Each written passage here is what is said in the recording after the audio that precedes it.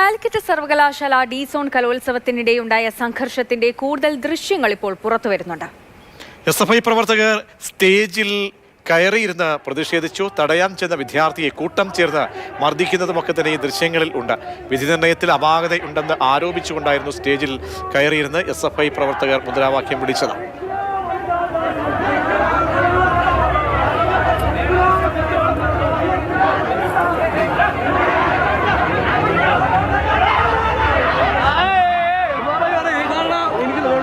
ലിഷോയി ചേരുന്നുണ്ട്. ലിഷോയി, അപ്പോൾ രണ്ട് ഭാഗത്ത് നിന്നും സംഘർഷമുണ്ടായി. രണ്ട് വിഭാഗം എസ്.എഫ്.ഐയും കെ.എസ്.യുവും പ്രതിക്കൂട്ടിലാവുകയാണോ?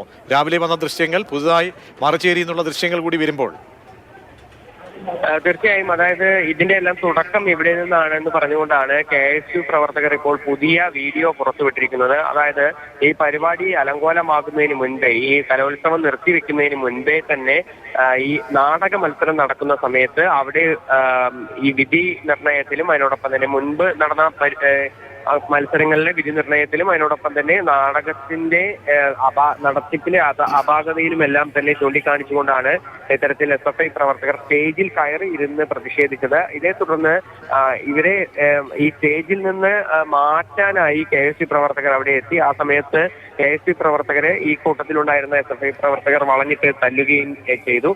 പിന്നീട് അവിടെ നിന്ന് പോയ KSU പ്രവർത്തകരാണ് സംഘം ചേർന്നെത്തി എസ്.എഫ്.ഐ പ്രവർത്തകരെ തിരിച്ചടിച്ചത്. എന്തായാലും ഇരു വിഭാഗങ്ങളുടെ ഭാഗത്തും ഇത്തരത്തിൽ പ്രകോപനപരമായ കാര്യങ്ങൾ ഉണ്ടായി എന്നുള്ളതിന്റെ തെളിവുകളാണ് ഇപ്പോൾ പുറത്തു വന്നിരിക്കുന്നത്. രാവിലെ പുറത്തുവന്ന വീഡിയോയിൽ എസ്.എഫ്.ഐ പ്രവർത്തകരെ KSUക്കാർ വളഞ്ഞിട്ട് തല്ലുന്നതായിരുന്നു ദൃശ്യങ്ങൾ പ്രധാനമായും ഉണ്ടായിരുന്നത്. പിന്നീടാണ് ഒരു സംഘർഷത്തിൽ കലാശിച്ചതായിരുന്നു എസ്.എഫ്.ഐയുടെ ഒരു വാദം.